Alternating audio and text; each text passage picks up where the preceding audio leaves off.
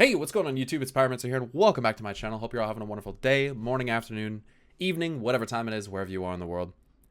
And I had a couple different ideas for the topic for today's video. But I was doing some thinking today. I know it's a crazy concept. And I was thinking about Azeroth, and I was thinking about the old gods specifically. And you guys know, if you've been watching my speculation for a while, that I speculate a lot on Sargeras and Argus and stuff like that. We're not going to talk about that so much today in relation to the old gods, but I think one of the biggest kind of mysteries of WoW revolves around the origin and truth of the old gods, because here's what it says in Chronicle. It says that beings of pure shadow energy, known as the Void Lords, were envious of the Titans and their ability to stride across the cosmos and shape and create things.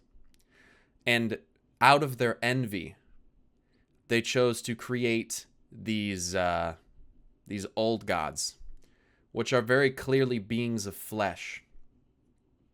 And it even says that in Chronicle. They're like blighted flesh. Here's the thing. There's a reason why this doesn't make sense. A couple of them. First is, we've fought Void Lords. Dementius was a Void Lord. We fought a Void Lord outside Oshigun in Warlords of Draenor. There's a whole questline about it. There's Void Lords that you fight inside the Halls of Origination, which is a Titan facility. We've fought Void Lords. And especially in reality, they're not that powerful. They're not. They're just not. Void Lords seem to be the equal opposite of Naru. We've seen Naru turn into Void Lord-like entities. Now, people try to separate Void God from Void Lord. They're the same fucking thing. I can literally summon a Void Lord as a warlock. They're these Void Lords that people think made the old gods. It doesn't make sense. Here's another reason why. The Void seems to strip away your flesh, kind of like destroy it. Think about the Void Elf questline. There's even an Ethereal who offers to use Void powers to take away your flesh and make you immortal, free you from the shackles of mortality, as I believe he phrases it. The Void strips away flesh. It doesn't give flesh. That doesn't make any sense. Beings of non-existence that exist, if that's the word you want to call it, in a realm outside of the boundaries of reality. I'm supposed to believe they made flesh. But here's the problem. People believe that the curse of flesh came from Yogg-Saron. Just one old god? What about Cthulhu? What about Yasharaj? What, they just got their flesh from nowhere? Did Yogg-Saron give them their flesh? No. They all got the flesh that they exist as from the same source. It's basically said in Chronicle that Titans were basically light that shot out from the initial explosion of the collision of light and void, apparently, that birthed the universe. Then they slammed into worlds that had already existed, apparently. Physical worlds that had already manifested and taken shape. Apparently Titans, like, their essence slammed into those worlds from the series of explosions that took place. So physical worlds already existed, basically during the time of the Big Bang, and Titan world souls were flung out and slammed into them, and within the core of those worlds, Titans grew. Chronicle also says that when Titans wake up, they do so as living, breathing worlds, that the oceans become part of them, the mountains and stuff like that. The whole world is a part of their body. That's not what Argus shows us. That's not true. In fact, what Argus shows Illyria in 1,000 Years of War would illustrate that the whole thing about them flying out and slamming into worlds isn't even true. I could play the audio clip if you want. I'll have a link to it in the description below. But it says that Argus was energy spinning out into space. And by the way, these are supposedly, according to what the audio drama says, the memories that Illyria is experiencing because Argus is sending them to her. They're memories of a lifetime that surpassed the existence of the universe as we know it. So Argus is pretty old, but it says that he was energy. It found a sun, kept it warm, and it fell asleep. And then a world formed around it to protect it as it grew. Generations of life, so life must have been present, lived and died upon Argus. So a world formed around the Titan. The Titan didn't form from within the world. It already existed as energy before a planet was constructed around it. I wonder who built the planet. Moving on to the old gods. It's said that they literally fell out of the sky. The Void Lords pooled their power. They manifested these beings, and they shot them out into the cosmos, randomly searching for a sleeping Titan world soul. Because the old gods the Void Lords had somehow ascertained that they could not affect an awakened Titan. Their influence could not affect a fully formed, awakened Titan. I find that to be pretty unsettling, considering that the Titan Pantheon also chooses to shape and influence worlds while the Titan world soul is still sleeping. Isn't that oddly coincidental? Here's the thing about the old gods. I've had several theories about them in the past. There was once a time where I thought that the old gods could be parts of Argus. And to some weird extent, that may not entirely be untrue. Why do I think that, though? Well, in Greek mythology, there is a 1,000-eyed giant known as Argus Panoptes, who was guarding Io. Zeus, who Aman'Thul is very similar to, wanted Io from Argus. And so he sent Hermes to lull Argus to sleep and bash him over the head with a rock so that Zeus could claim Io as his own. I thought maybe the 1,000-eyed giant part, Argus being the clear inspiration for Argus. By the way, Argus is H.P. Lovecraft's favorite Greek mythos inspiration, by the way. I learned that in one of the books of his that I have. Lovecraft is basically the creator mind behind beings like Azathoth and Yog-Sothoth, basically the Lovecraftian old gods, what WoW's old gods are very heavily inspired from. I thought maybe that the 1,000-eyed thing tied into it, since the old gods are so, represented by eyes. It's very common. I've also theorized, and someone named Gizmo definitely led me down this path of theory here, that the old gods were the end result of the evolutionary path of these life creatures called spore mounds. If you're not familiar with Chronicle Volume 2, or if you didn't pay very close attention in Warlords of Draenor, which most people didn't, to be fair, I can fill you in. Basically, when Agramar found Draenor, because Agramar is apparently the one that found the world of Draenor, he found towering beings of untamed life. Now, I don't believe that life just randomly spurted up and existed on these worlds by chance. I think that life only exists on worlds where Aeonar the Lifebinder has visited. I don't think life just randomly exists in WoW. I don't believe that.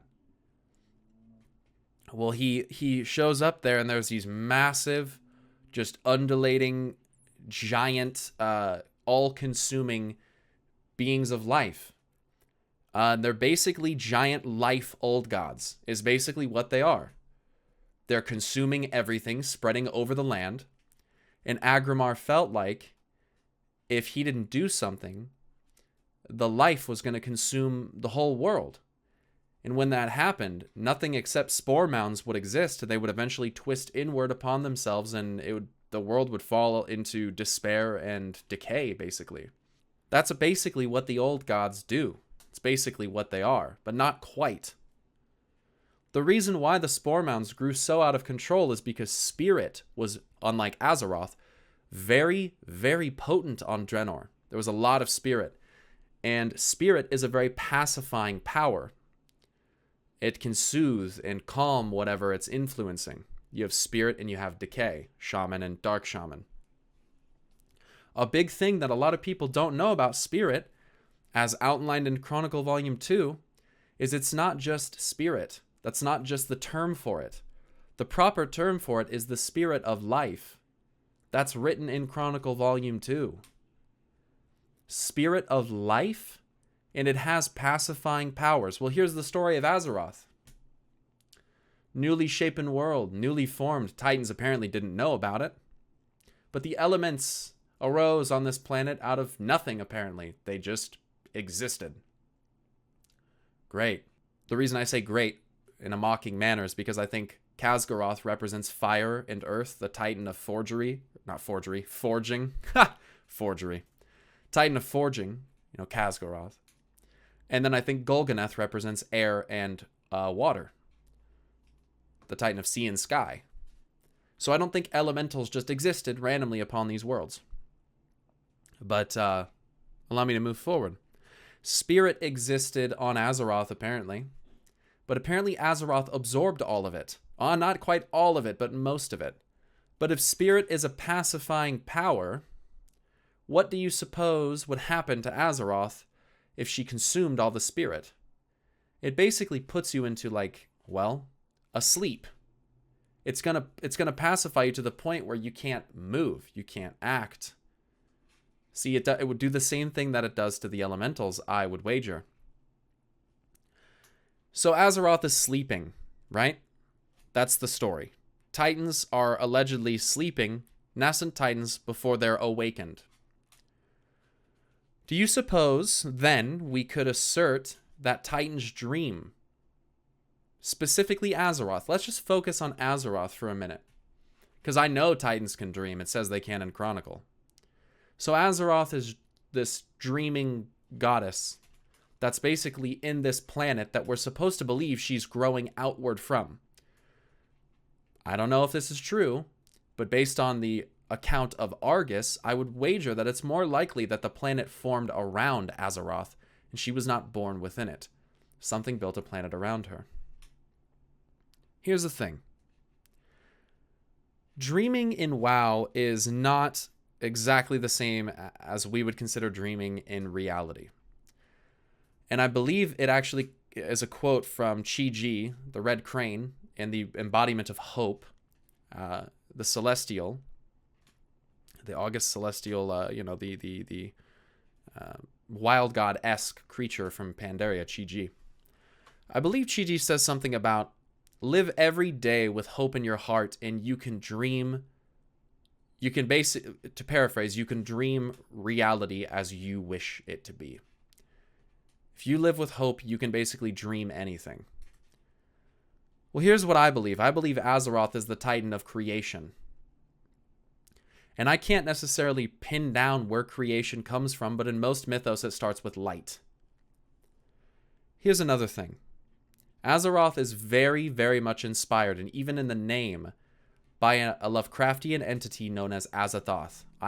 People mention this to me still on the daily, and I'm glad people are noticing this, but I mentioned this 2 years ago that I started talking about this. That an Azathoth in the Lovecraftian mythos, if you guys don't know, Lovecraftian was a horribly racist, kind of paranoid, cosmic horror author from the earlier 1900s. And Azathoth is basically the dreaming god, the blind idiot god, who dreams all of reality into being. All things exist only because of the dream of Azathoth. I think that it's possible that we could take that notion and tie that into Azeroth, and I think that it is possible that Azeroth does the same thing. That Azeroth basically dreams all that is into reality. She's creation, I believe, after all, and I believe that she creates the future that she wants to see by dreaming it. In a perfect world, right? No pun intended, in a perfect universe, that's how it would be. Now, on the note of the dream, let's talk about that. The dream is basically another realm tangentially linked to that of reality. And it is meant to, according to Chronicle, guide the evolutionary path of Azeroth's flora and fauna. Azeroth's life, specifically, is what the dream is allegedly meant to be. Now, there's discussion on where the dream came from initially. Some believe that Freya crafted the Emerald Dream. I have theorized that Aenar actually created the Emerald Dream along with Norgannon, the Titan of Magic, Lore, and Keeper of Secrets. Also, the Dreamweaver. I thought it was possible for a while that Aenar and Norgannon formulated and crafted up the dream. But there's also a bit in Chronicle that says that some believe that the dream always existed, born of Azeroth's sleeping world soul.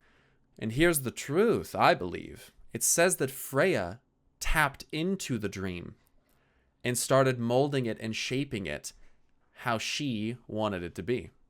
So if that's true, let me just emphasize something. That would mean that Keeper Freya, who was gifted her powers by Aenar the Lifebinder, basically invaded the dream and shaped it how they would want it to look. This begs the question, is the dream even supposed to be the Emerald Dream? Is it even supposed to be filled with life and teeming spiritual energy? If you're stuck in an eternal dream, I would wonder if there would come a time where you would want to wake up. And if you can't wake up from a dream, I wonder if that would start to drive you mad. Before I tell you what I think the old gods are, I want to reiterate that I believe that Aenar the Lifebinder and Aman'Thul, the king of the Titans, as we're supposed to believe, are essentially the big bads of the universe. The Void Lords, if you will. But Aman'Thul, I think, is being blinded by pride and by love for Aenar.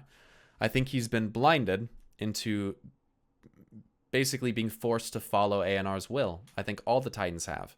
In fact, in Chronicle, it does highlight that Aenar reminded Sargeras that the Titans had sworn an oath to protect living things whenever possible. Sworn an oath? You can't break oaths. Not gods. Mentioned in a couple videos, Helia's oath to let us out of Helheim if we passed her trials, and then she tried to break that oath and she couldn't. And the Vrykul that was with us, once again, I will say, points out to Helia that she could not break her oath even in her own realm. Oaths are binding. I believe Aenar the Lifebinder wants life to be eternal and rule all. Life is chaotic, violent, aggressive. Life finds a way. Life is very dangerous. You shouldn't be afraid of death. Death is inevitable, and death comes in many shapes and forms, but it's equal. Death is fair. Death treats all living things the same way. It's life that you should be scared of, because life is what will kill you. Death doesn't kill you. Living things kill you.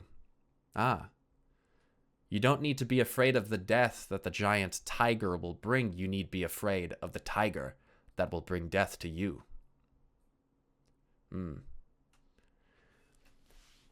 So what do I think the old gods are? Well, I think they're Azeroth's dreams made reality. She is dreaming them into reality. And thus, the old gods are parts of Azeroth. They're nightmares made manifest. But they're not just any nightmares or dreams. They are nightmares and dreams of life unbound, entropy, decay, and despair. The old gods are what would come to pass if the Titans are able to succeed. If Aenar is allowed to have her way, life unbound, undying, forever decaying and entropic, the truth that hides beneath the dream, the nightmare, will become reality. See, because the truth of the dream, the forest, the sprawling, infinite spiritual plane of teeming life energy, the truth is that underneath it all, it is fueled by decay. And inevitably, it will result in decay, rot. In a forest, you don't have the growth of new trees, plants, and fauna, flora, and the like, if other things don't die, if there is not this decay. But what happens if things stop dying, but they keep decaying? Ah, fall into something akin to the Emerald Nightmare. Going back, I will reiterate, I don't believe the Emerald Dream is supposed to exist as we see it. And the demons have made it quite evident throughout the years that they want the dream to be undone. The dream needs to stop, perhaps so that Azeroth can wake up. Perhaps when she wakes up, reality ceases to exist. I don't know. If she is meant to dream reality into being, perhaps there is a period during which she is reawakened and everything resets. All eyes shall be opened. But the old gods, you see, they can't really be killed permanently because they're not real. Not real in the sense that you and I would comprehend.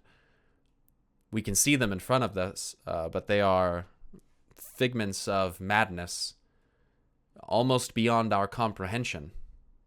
That's why they drive us mad. It's the very consistent trend that has been transferred over from H.P. Lovecraft's writing. To look upon these beings would induce madness and horror beyond the comprehension of man. The old gods are Azeroth's madness manifesting in reality. You can't rip them out because they're part of her. And we need to find the source of where they're coming from. That's the key. It was the same thing with the Legion. You could fight the demons time and time again, but unless you went to the source, you can't defeat them. And in order to defeat these old gods, if that's what we must do, we're going to have to go to the source. There will come a time where we will have to find Azeroth's world soul. We will have to go there. And part of me wonders if she is bound in chains the same way that the old gods were. Those blue chains, I don't think they physically hold old gods. They're not like shackles that would go on the wrist or the ankles. They keep you asleep. You see, I believe those chains were crafted by Keeper Loken, potentially, who was the keeper and conduit of the powers of the keeper, Norgannon, the Dreamweaver. I think the chains keep the old gods asleep, pacified, neutralized, and it could even be so that the Titans wanted us to find them. But that is a side point to what I'm talking about now. Yogg-Saron makes this a little more evident. Yogg-Saron's chains are broken before we even get there. Remember, N'Zoth refers to us as the breaker of chains. But what does Yogg-Saron say? I am the lucid dream, the monster in your nightmares, the fiend of 1,000 faces, bow down before the god of death. But the key there is, I am the lucid dream. If you're not familiar with lucid dreaming, it's a dream where you're basically aware of the fact that you're dreaming. And you have this lucidity within your dream that allows you to basically control what's happening in your dream. You can acknowledge that you're dreaming, and thus you have more power and control over your dreams. But for Yogg-Saron to say, I am the lucid dream, the chains had been broken, and Yogg-Saron had awakened.